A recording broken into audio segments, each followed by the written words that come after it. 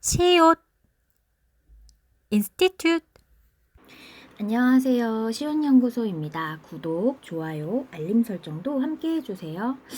오늘은 두 개의 영상을 기획을 해봤는데요. 우리가 이제 교사 연수에서 사용할 수 있는 퍼실리테이션을 좀 제 나름대로 기획한 내용을 공유해보고자 합니다. 먼저 제가 요즘에 좀 고민하고 있는 주제 중에 하나가 이제 초등학교, 중학교, 고등학교의 어떤 정보 교육이 어떤 연계성을 가지고 교육과정상에서 재현이 되어야 되는지에 대한 고민을 하고 있는데요. 이러한 고민 속에서 우리는 초등학교 교사와 중학교 교사와 그 다음에 고등학교 교사가 모여서 과연 우리가 지금 현재 하고 있는 정보 교육상의 연계점을 어디로 잡아야지 할지에 대한 교사 연수가 분명히 필요하다라고 저는 생각을 합니다. 그래서 그러한 어떤 교육과정상의 연계점을 잡기 위한 퍼실리테이션을 여러분들께 조금 제 나름대로 기획한 바를 공유해 볼까 합니다. 먼저 저는 이러한 퍼실리테이션은 못해도 두 해의 어떤 시간을 거쳐야 된다라고 생각을 하거든요. 그래서 이 지금 현재 우리가 가지고 있는 이 주제에 대해서 먼저 첫 번째 시간에는 아마 한 2시간 정도의 시간이 될 텐데 과연 어떠한 프로세스로 정보 교육이 진행이 되고 있는지에 대한 정보와 지식을 좀 공유하는 시간을 가져야 될 것 같은데 그 지식을 저는 로직 모델을 활용을 해서 교육과정 평가 모형이죠. 로직 모델을 사용을 해서 그 프로세스를 같이 질문하고 그리고 그것에 대한 답을 던지면서 초등학교, 중학교, 고등학교의 정보 교육에 종사하고 있는 교사들이 좀 합의점을 좀 찾아야 된다라고 생각을 합니다. 그래서 이런 정보에 대한 공유 시간에는 우리가 알고 있는 지식을 불러서 바깥으로 내던짐으로써 그 안에서 우리가 합의할 수 있는 어떤 그런 합의점들을 이야기를 하는 과정에서 찾을 수 있는데요. 그래서 우리가 본격적인 어떤 교사 연수에서의 퍼실리테이션을 임하기 이전에 우리는 이러한 교육과정 평가 모형을 통해서 과연 지금까지 어떤 프로세스를 통해서 우리가 정보 교육을 해왔는지에 대한 내용 정리를 좀 할 필요가 있다라고 볼 수 있겠습니다. 1일차는 이렇게 끝이 났다면 2일차에서는 드디어 이제 저는 디자인 띵킹 5단계를 활용을 해서 퍼실리테이션을 기획해 봤는데요.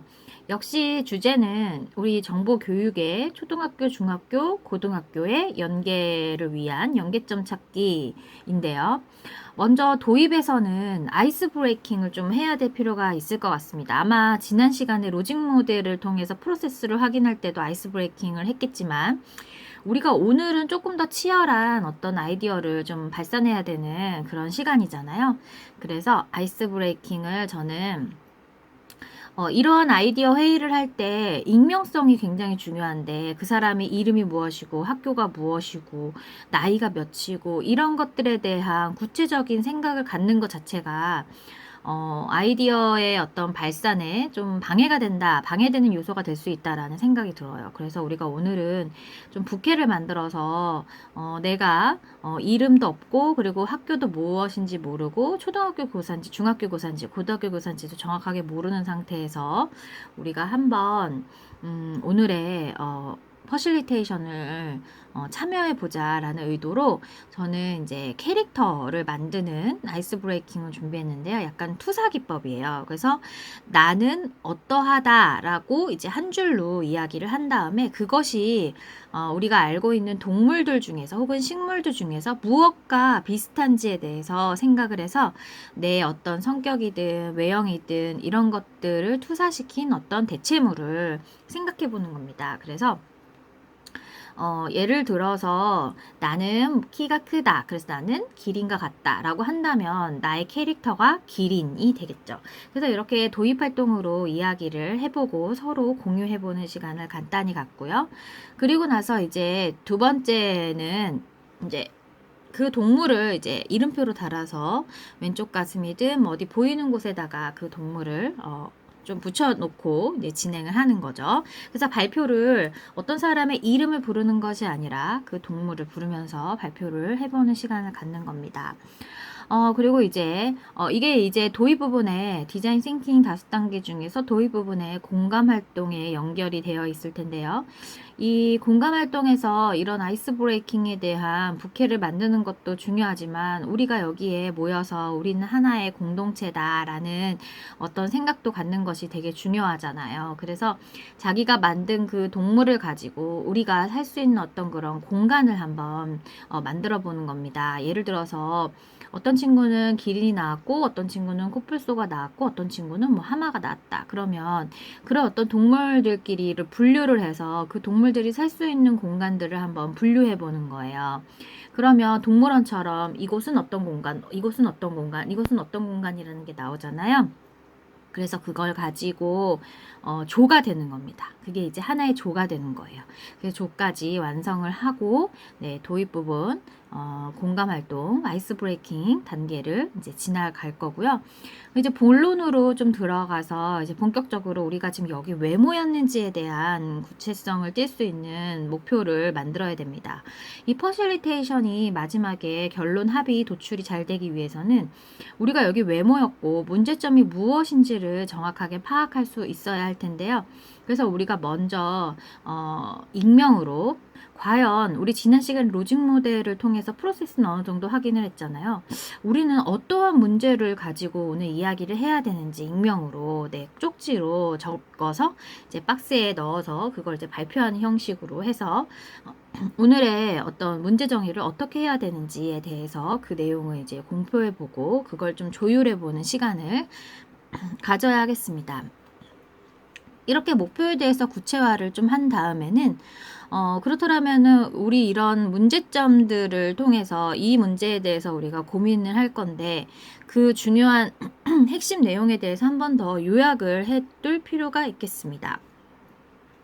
그리고 잠깐 쉬는 게 좋겠어요. 그래서 이제 우리가 어떤 문제를 가지고 여기에 모였는지는 알았는데 그렇더라면은 우리가 이제부터는 정말 에너지를 뿜뿜 뿜으면서 아이디어를 발산을 해야 되는 시간을 가져야 되기 때문에 잠깐 쉬는 시간을 갖고요. 한 10분 정도 쉬고 나서 이제 본격적으로 3단계인 아이디어 발산에 대한 시간을 갖도록 합니다. 우리가 여기 모인 사람들이 이제 교사기 때문에 우리는 어떻게 보면 같은 어떤 테두리 안에서 일을 하는 공통점을 가지고 있는 사람들이긴 해요. 근데 그 어떤 틀을 좀 깨고 내 나름대로 생각한 것을 마음껏 이야기해 볼 수 있도록 어떤 방해 요인이나 이런 것들이 발표를 통해서 너무 이게 어떤 제지당하거나 아니면 이야기도 하기 전에 좀 아니라고 생각을 해서 발표를 못하게 되거나 이런 상황을 좀 제지하기 위해서 브레인 라이팅을 통해서 글을 통해서 우리가 적습니다. 근데 이게 이제 브레인 라이팅을 제가 예전에 올려놓은 브레인 라이팅에 대한 이야기도 들어볼 수 있겠지만 좀 간단히 얘기하자면 한 사람당 그 조에 모인 명이 5명이다. 그러면 4줄을 그어서 4줄에서 그 다음에 또 3칸을 나누어서 그래서 3 곱하기 4에 어떤 표를 만들어서 그거를 한 장씩 가지고 맨 위에 3개를 나의 아이디어를 적고 오른쪽으로 넘기는데 이때 나의 아이디어를 적었으면 그 아래에는 앞에 아이디어를 보고 그 앞에 적은 아이디어에서 내가 조금 더 발전을 시킨다면 어떤 아이디어를 낼 수 있는지 뒤에다 적는 겁니다. 만약에 생각이 안 난다면 패스를 해도 좋은데 이 브레인 라이팅은 그냥 새로운 아이디어를 적어도 좋지만 이런 어떤 확실한 핵심 그런 어떤 목표가 있는 퍼실리테이션 같은 경우에는 앞에서 적은 내용에 계속 연계가 될 수 있도록 적는 것이 좋거든요. 그래서 브레인 라이팅을 첫 줄에 한 사람이 있다면 그 다음 줄은 앞에 줄을 보고 조금 더 발전시킬 수 있는 아이디어를 그 다음 줄에 이렇게 적는 그런 형태의 브레인 라이팅을 하고 나서 그 다음에는 이제 그 컨센서스 워크숍 퍼실리테이션이라는 책에서 제시하고 있는 게슈탈트에 관련된 어떤 분류 활동을 한번 해볼 건데요. 그래서 이제 브레인 라이팅 적은 것을 이제 종이로 다 이제 오려서 어떠한 큰 판에다가 그것을 쭉 탐색하는 시간을 갖습니다. 이런 내용이 나왔구나, 이런 내용이 나왔구나 탐색을 쭉 하고 나서 비슷한 내용을 가진 아이디어들끼리 이렇게 모아보는 거예요. 그래서 비슷한 아이디어들이 쭉 이제 이렇게 되어 있으면 우리가 어떤 판에다가 비슷한 아이디어들끼리 모아보는 거죠. 두 개, 세 개, 이 비슷한 아이디어가 두 개, 세 개씩 모이면은 여기에다가 뭐 나름의 어떤 기호를 만들어 보세요. 아직은 그런 무엇 때문에 비슷한 것인지에 대해서 이야기 나누지 말고 이렇게 모아보세요. 두 개 이상일 때만 모으고 그 다음에는 이제 더 이상 이제 모아지지 않을 경우 하나씩만 낱개로 떨어져 있는 경우에는 어떻게 보면은 공감을 얻지 못했고 그리고 너무 개별적인 아이디어 사안이라서 혹은 관련이 되어 있지 않은 사항이라서 이런 것들은 놓고 이제 이런 것들을 제외하는 거죠. 그래서 이렇게 모아놓고 다 정리가 되면은 각각의 이 기호에 어떠한 이런 모아져 있는 아이디어들 간에 공통적인 내용이 있었는지를 이제 하이라이팅 하는 거죠. 하이라이팅 기억하시나요? 그래서 키워드를 이렇게 적어서 다시 초등학교 로봇 교육이다. 그러면 이렇게 로봇 교육의 당위성이다. 라고 한다면 이렇게 내용을 좀 최대한 자세히 적어서 다시 위에다가 이렇게 붙이는 거죠. 여기 위에다가.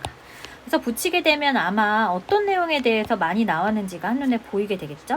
아이디어가 이제 다 보이면 이제 그 아이디어들 중에서 괜찮은 아이디어를 이제 속간해야 되잖아요. 그래서 한 팀에 5명이라면 뭐 한 사람당 10개씩의 스티커를 가지고 아이디어를 하나하나 보면서 괜찮은 아이디어에 투표를 주는 거예요.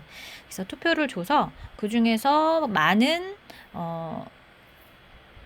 투표를 받은 그 내용을 이제 한 3개나 4개 정도 이제 골라내는 거죠. 근데 이렇게 투표를 할 때 스티커를 이제 10개씩 받았을 때 내가 이 아이디어 너무 중요한 것 같다 그러면 거기에 투표를 좀 몰아서 해도 돼요. 스티커를 몰아서 붙여줘도 되고 아니다 나는 그냥 좀 골고루 이제 괜찮은 아이디어들이 많아서 골고루 투표를 하겠다라고 하면 골고루 붙여도 좋습니다. 그래서 그러한 기준들을 우리가 퍼실리테이터는 제시할 수 있어야 되겠죠.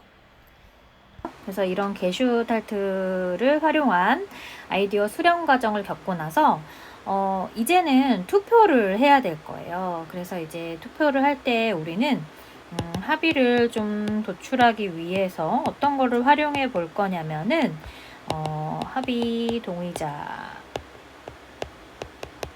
표를 한번 만들어 볼 거예요. 그래서 이것은 어떻게 만드는 거냐면 그래서 이렇게 척도를 만들어서 예를 들어서 1점, 2점, 3점, 4점, 5점. 그래서 여기가 이제 보통의 수준이고 이쪽으로 갈수록 낮은 수준이고 그리고 이쪽으로 갈수록 높은 수준이다. 그래서 우리는 점수를 많이 줄 수 있으면 더 좋은 거죠. 그래서 각자 종이에다가 각각의 요 의견에 대해서 지금 수렴에서 나온 몇 가지 의견에 대해서 나는 1점부터 5점 중에 몇 점을 줄 수 있는지를 선택을 해서 투표용지를 다 모아서 뭐 보통에는 2명이면 2명, 뭐 매우 좋음에는 뭐 5명이면 5명 이런 식으로 투표를 해서 동의자를 구해서 우리는 내용을 수렴할 수 있습니다.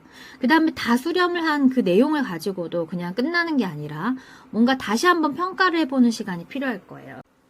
그래서 이렇게 동의를 구한 다음에는 우리가 이제 마지막으로 평가해보는 시간을 가질 건데요. 이 평가를 하는 기준은 앞에서 우리가 로직 모델에서 프로세스에서 봤던 그 부분 중에서 기준을 찾아서 그 기준을 가지고 평가를 해볼 수도 있지만 우리가 앞서 이야기했던 그 두 번째 문제 정의하는 시간에 문제 정의했던 그런 내용을 기준점으로 해서 과연 우리는 이 내용에 대해서 충분히 이게 도달했는지를 확인할 필요가 있겠습니다. 그리고 이런 퍼실리테이션을 하기 전에 초입부에 이러한 내용을 좀 기록해 줄 사람을 찾던지 아니면 내용을 녹화를 해서 이걸 좀 정리해 줄 수 있는 사람을 찾던지 그렇게 해서 그런 사람들을 통해서 우리가 오늘 한 내용에 대해서도 좀 정리가 되어야 되는 부분들도 우리가 합의를 봐야 되는 부분 중에 하나라고 볼 수 있습니다. 오늘은 이렇게 초중고 정보교육에 대한 연계점을 찾는 주제를 통해서 우리는 어떤 퍼실리테이션을 꾸릴 수 있는지에 대해서 고민을 해봤는데요. 제가 요즘에 정보교육 강의를 좀 몇 개 하고 있는데 그걸 할 때마다 이런 초등학교 교육을 해도 그렇고 고등학교 교육을 해도 그렇고 커리큘럼의 차이가 크게 나지 않는다는 점이 그냥 이렇게 일회성으로 그냥 아이들이 경험만 해보고 그냥 끝날 수 있겠구나라는 생각을 한 적이 굉장히 많아요. 그래서 초중고가 이런 어떤 우리가 지금 현재 굉장히 중요하게 생각하는 이런 정보 교육에 대한 어떤 연계 어떤 과정이 잘 나와서 아이들에게 정말로 도움이 되는 그런 로봇 수업이든 뭐 아니면 공학 수업이든 이어졌으면 하는 바람이 있습니다. 자, 그럼 오늘 여기까지입니다. 다음 시간에 다시 만나요. 안녕.